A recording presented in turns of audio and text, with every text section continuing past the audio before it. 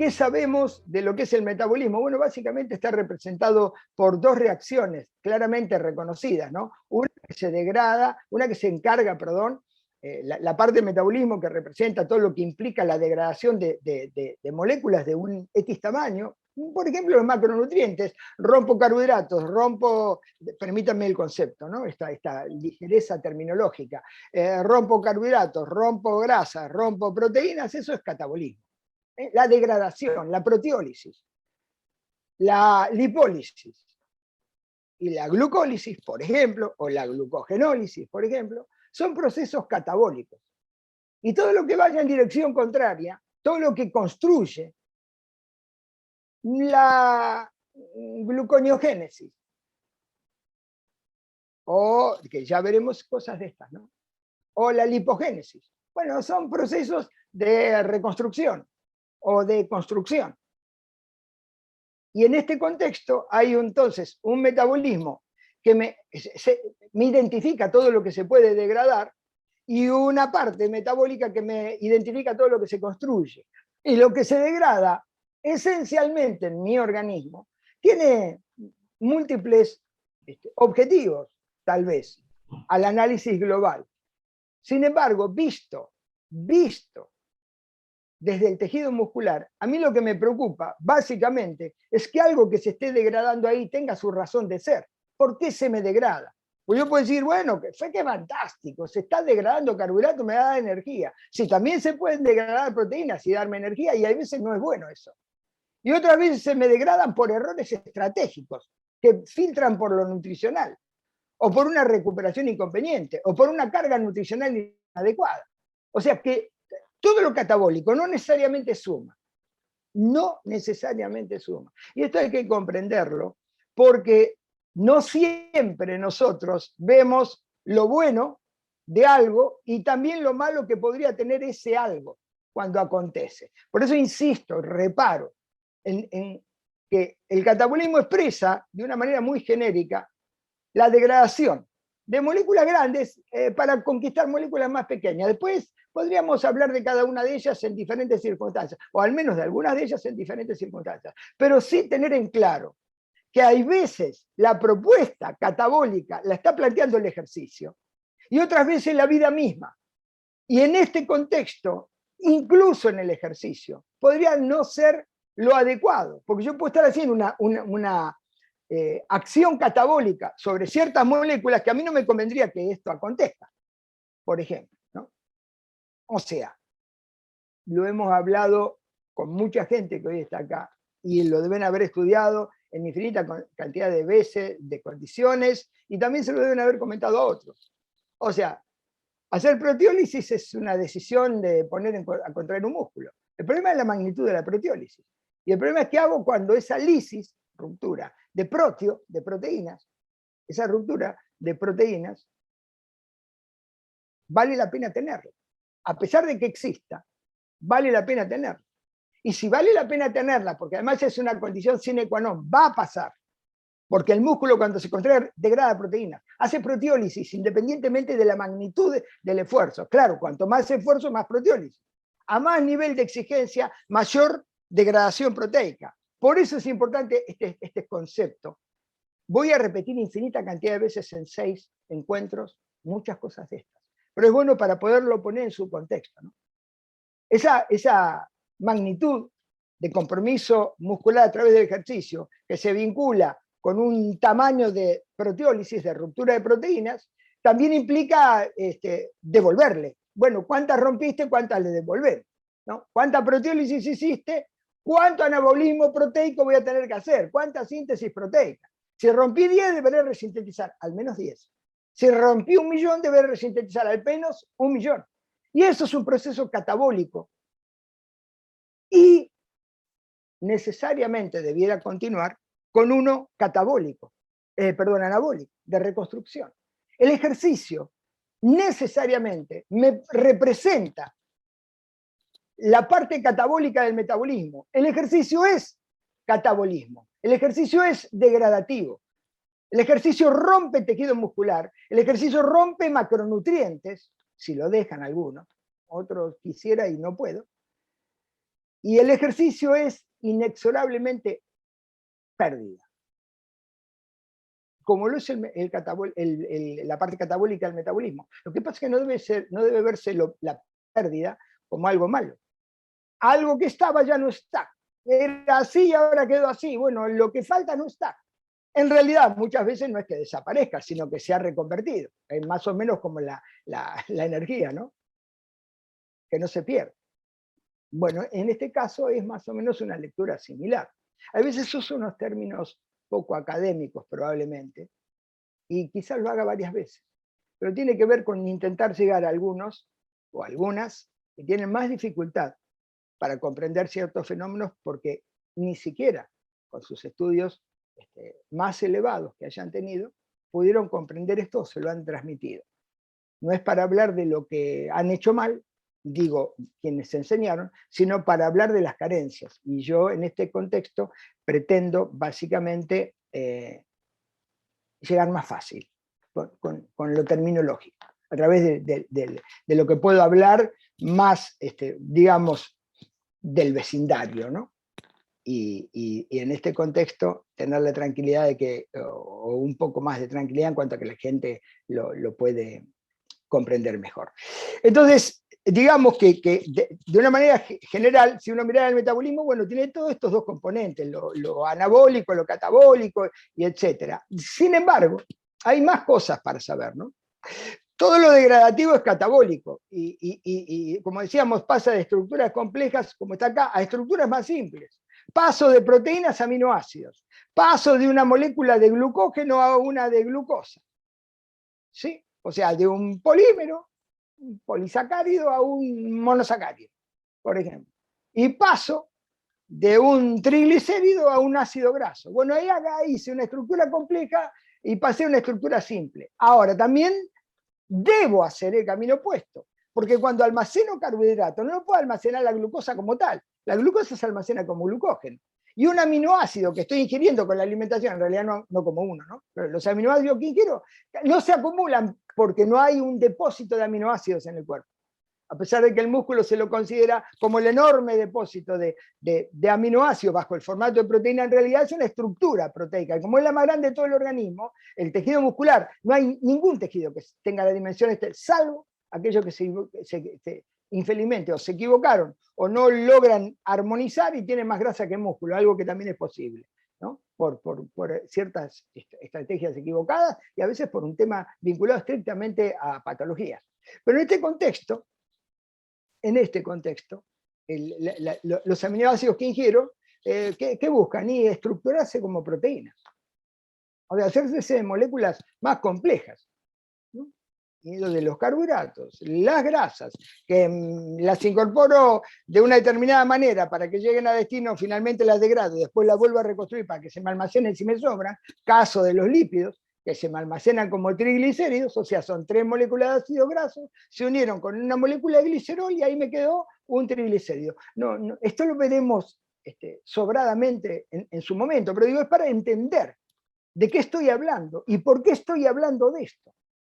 Porque si esto no lo comprendemos desde las bases, cuando decía y se rompió, y no sabemos qué significó en el común de la comunicación con el vecino, se rompió, sí, pero y cuando tengo que explicar, no sé, era así, ahora quedó más chico. Bueno, pero ¿qué pasó? Hacia eso vamos, ¿no? A ver cómo es que esto acontece. Pero primero debiéramos comenzar básicamente por estas cuestiones. Les decía, nosotros nos vamos a detener en el músculo y consecuentemente tendremos que hablar del metabolismo muscular.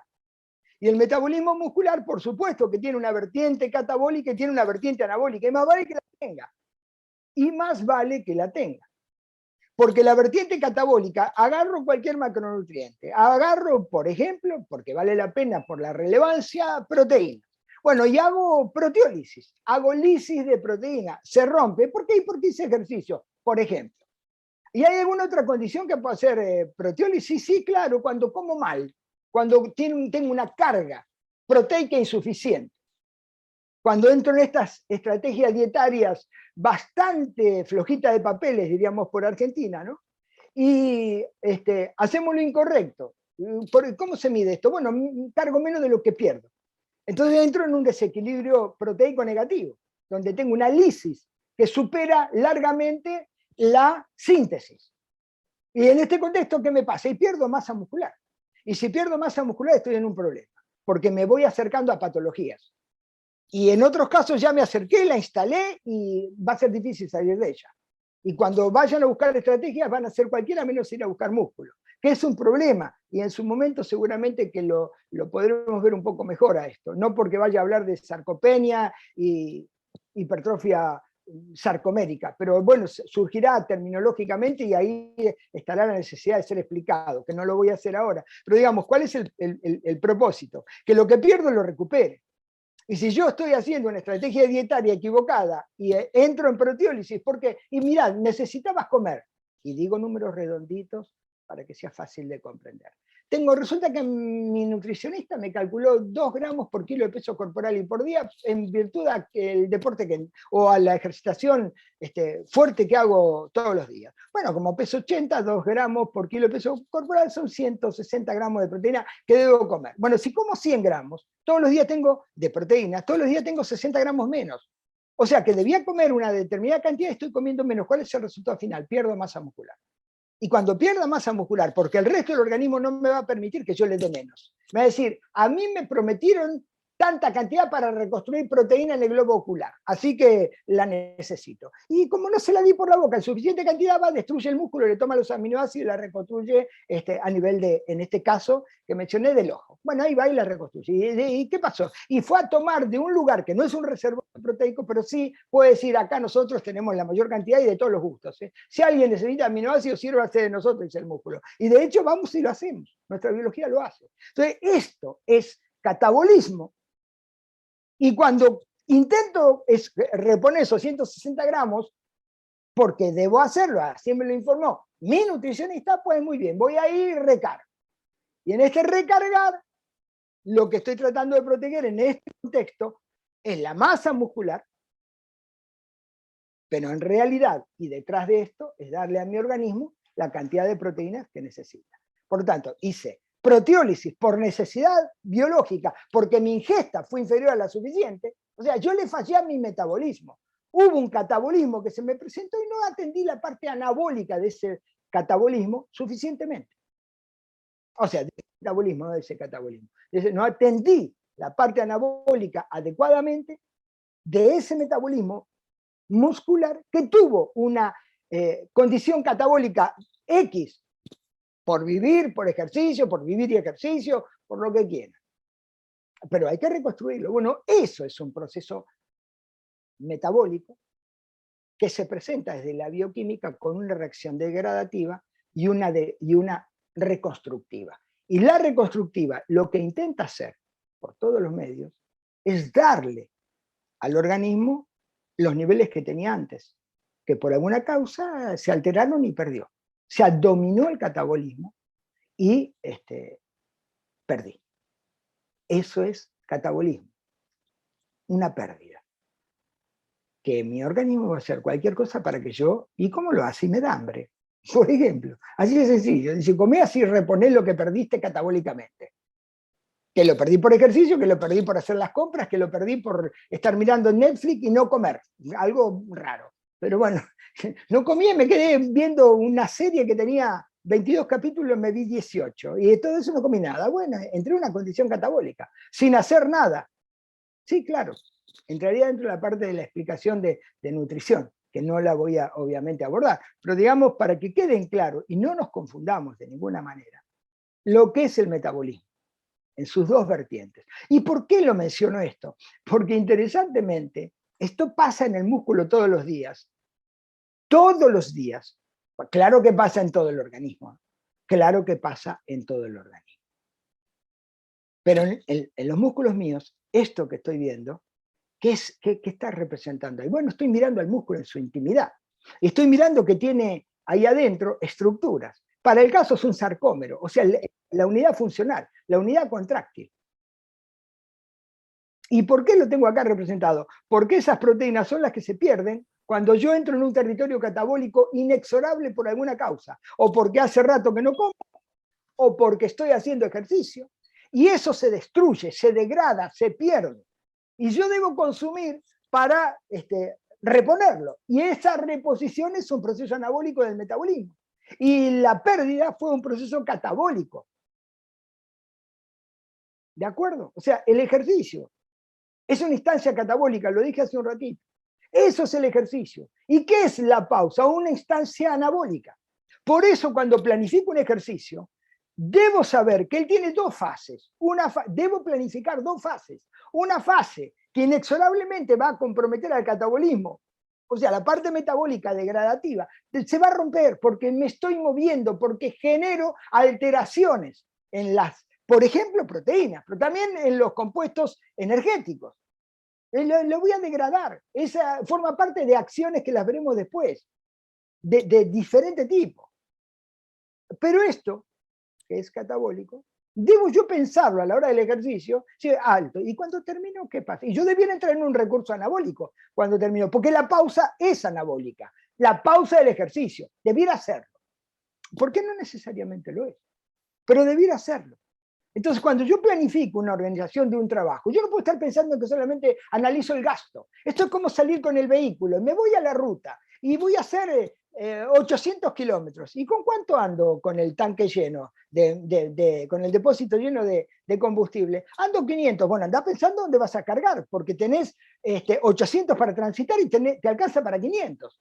Periódicamente va a tener que parar y cargar para poder llegar a destino. Acá, la pausa, esa instancia que debiera ser anabólica, es de reposición, es de reconstrucción. Entonces tengo una parte del ejercicio que es catabólica y tengo una parte de pausa, de sesión, me gusta llamarla. Pausa de sesión, ¿qué significa? Yo voy lunes, miércoles y viernes. Ok, y los martes y jueves, no, los martes y jueves descanso. Ahí está la pausa de sesión, el martes y el jueves. Lunes, miércoles y viernes fue, digamos, desde el ejercicio lo catabólico. Ahora, cuando yo terminé de entrenar el lunes a las 10 de la mañana, de ahí en adelante, debiera instalarse una instancia anabólica. Y para que eso pase, yo debo darle al organismo aquello que estuvo perdiendo. Fundamento de la atención nutricional y de suplementos. Debo darle, porque si no le doy, ¿quién le reconstruye? Continúa el proceso catabólico si no le doy. Debo interrumpir el proceso catabólico. Van a ver hormonalmente cómo esto puede continuar. O sea, que el ejercicio que ya se detuvo me siga mostrando una biología en estado catabólico, porque no la pude atender debidamente por lo que fuere, a veces por no saber.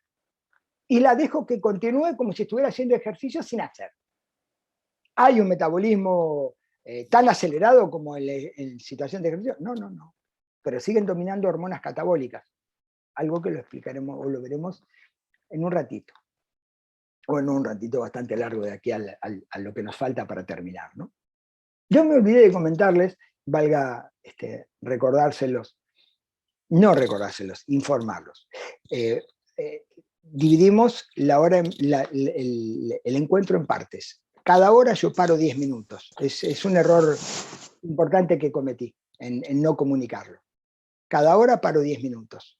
En la última hora que nos convoca, voy a dejar un tiempo al final, a los fines de poder preguntar ustedes. O no, o por ahí debatir, cuestionar, todo está muy bien. Para el intercambio, para por ahí ponerle una denominación mejor. O sea que hago 1 hora, 10 minutos, 1 hora, 10 minutos, y en la última hora, que no es que lo que se pueda expresar en esa hora, porque pretendo dejar 15, 20 minutos finales, o más, dependerá cómo vamos transitando las diapositivas y lo que tengo que explicar de ellas en este tiempo hasta el final del encuentro de hoy. Bien, dicho esto, y pido mis disculpas por no haberlo anticipado. Entonces, esta instancia, y debe ser comprendido esto, el ejercicio es catabólico, es la parte metabólica que está degradando, por ejemplo, macronutrientes, desde los energéticos a los estructurales. Y hay más, porque no solamente las proteínas tienen una función estructural, ya sabemos suficiente de esto, pero son hormonas, forman parte de transportadores de membrana, forman parte de receptores de hormonas, etcétera, etcétera, etcétera. Entonces, bueno, ahí eso hay que devolverlo. Si se gastó, se rompió, se perdió, hay que ponerlo otra vez in situ, a los fines de que cuando se lo vuelva a reclamar a ese sistema o a esas unidades, estén ahí listas para poder satisfacer mi demanda que le dije vamos a hacer nuevamente. Bueno, la pausa debiera poder devolverle a mi organismo todo eso que estuve degradando durante el ejercicio. Insisto en este concepto, lo de anabólico y lo catabólico. Van a ver por qué. Porque vamos a hablar tanto de todo esto en lo que sigue, que es de enorme relevancia comprender. Y si nosotros, aparte de esto, no comprendemos que toda instancia metabólica tiene estas dos vertientes y que el ejercicio necesariamente es catabólico y que la pausa debiera ser anabólica, reconstructiva, no lo comprendemos, nuestra planificación no va a tener probablemente el éxito deseado y en muchos casos hasta perjuicios. Debo tener muy claro que el ejercicio es catabólico y debo tener todavía más claro, porque a lo mejor eso ya va de suyo que rompe, claro, si yo me quedo, por ejemplo, sin energía, no cuento las proteínas, pero sí la falta de carbohidratos me demuestra que algo pasó ahí con esa reserva energética porque estoy cansado. Entonces, en este contexto, comprender que cuando yo decía, ¿no? Lo tremendamente importante es comprender que la pausa debería ser reconstructiva, reparadora. Yo debo devolver lo que estuve degradando. Por eso es, digamos, casi lo diría tosudamente, ¿no? Miren, la parte anabólica es la pausa del ejercicio. Debo ahí darle el tiempo suficiente, no es siempre, porque si yo digo, bueno, mira, hace 10 repeticiones al 80% de tu máxima repetición y pausás 1,5 minutos. Bueno, miren, en la pausa de 1,5 minutos para luego volver a repetir esas 10 repeticiones a X porcentual máximo, esa pausa de 1,5 no es reconstructiva. Lo que hace es desacelerar la parte catabólica. Pero por eso digo pausa de sesión, para que se comprenda que hay que atenderlo, hay que atender a nuestra biología, una vez que la sometí a una instancia catabólica producto del ejercicio. Mucho de lo que se rompe es lo que está ahí. Ahí estamos viendo un sarcómero, estamos viendo la unidad funcional del tejido muscular, es la unidad madre, gracias a ella generamos vida, así de sencillo. Trabaja el músculo y eso es vida. Y esa estructura es la que jerarquiza nuestra capacidad funcional. ¿Por qué? Y bueno, porque si yo tengo más sarcómeros, por ejemplo, tendré más fuerza. Pero cuando pierdo sarcómeros, tengo menos fuerza. O sea que cuando domino una instancia catabólica, porque pierdo más sarcómeros, pero no le doy, por ejemplo, nutricionalmente, la carga proteica adecuada, más los carbohidratos y un montón de cosas que no vale acá la pena extender, esos sarcómeros no se forman en cantidad suficiente. Y entonces, tengo un músculo debilitado. Y si el músculo está debilitado, el quien está menos apto soy yo. Y si estoy menos apto, empiezo a perder capacidades, desde mi aptitud aeróbica hasta otras. Consecuentemente, esto es de enorme importancia, comprender que el catabolismo y el anabolismo necesariamente deben ser considerados en el ejercicio. No es todo perder, no es todo romper, y no es todo reponer energéticamente. No es decir, ay, no te olvides de consumir bastante carbohidratos para volver a recuperar la energía del ejercicio. Pará, ¿y dónde lo voy a meter si eso entra dentro de estructuras proteicas? Es como romper el chanchito de la alcancía y después querer meter la moneda adentro. ¿Y si lo rompiste? Bueno, no, pero pegué unas partes y las otras no, las otras se rompieron tanto que no las pude pegar. O sea que tenés un chanchito más pequeño, bueno, te van a quedar monedas afuera. Acá es igual. Esta instancia anabólica debe ser plena y estar en consonancia con la lectura catabólica que aconteció. ¿Y quién lo sabe eso? Y lo sabemos los profes. Los profes sabemos, o podemos intuir la magnitud de impacto que tiene el ejercicio en determinada persona. O sea, la magnitud catabólica que tiene un ejercicio sobre cierta persona. ¿Y qué voy a yo tener que considerar para que la instancia anabólica cumpla, satisfaga la necesidad de reposición para la reconstrucción óptima? Sea para volver al tamaño del preesfuerzo, al tamaño, al volumen, lo que fuere que estoy analizando, o darle un volumen mayor, generar una estructura superior. Esto es de enorme relevancia, créanme, aunque me torne de alguna manera reiterativo en el concepto, pero por justamente la importancia que tiene, que no se la ha, hay veces, dado su de una acá que estamos viendo. Bueno, esto es un proceso catabólico. Ahí vemos como el glucógeno que está almacenado, por ejemplo, en el tejido muscular, por ejemplo, en el hígado, bien, haga lisis, o sea, haya algún estímulo que rompa la molécula ¿para qué? Para terminar dando glucosa. O sea, ¿qué hace la glucosa? Se almacena como glucógeno, no tiene otra manera. Va y se archiva ahí adentro de donde merezca ser guardado como glucógeno. O sea, moléculas de glucosa que se van adhiriendo y ramificando en esa forma y hacer una molécula grande, una macromolécula llamada glucógeno. Cuando el organismo necesita ir a buscar, va y lo rompe. ¿Por qué? Y bueno, porque no tiene a lo mejor la cantidad suficiente de glucosa, ni le conviene ir a tomarla desde la sangre. Dice, no, vamos a romper el glucógeno muscular. A ver si tomamos glucosa desde la sangre y afectamos la glucemia, la persona entra, la persona, dice nosotros en realidad, entramos en hipoglucemia y se acabó el ejercicio. Y aquel que está allá arriba, que nos está mandando estímulo, dice, mirá, me están fracasando. O sea, te tiro estímulo y no respondés. Claro, me quedé sin reserva energética. ¿Pero por qué? Porque fui a buscar lo que no debía haber tocado, que le pertenecía al jefe del barrio, ¿no?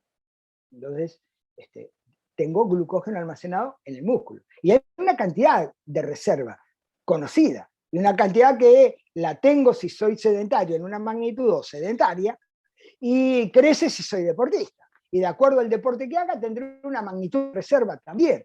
¿Y eso qué implica? ¿Qué tiene de importancia? Bueno, que esa magnitud de reserva que yo tengo almacenada, mi reserva glucogénica, es lo que me va además garantizar qué grado de compromiso con el ejercicio puedo tener. ¿Y por qué? Porque hay evidencia que las reacciones químicas energéticas son concentración dependientes del sustrato y de las enzimas que participan con ese sustrato para obtener, en este caso, energía.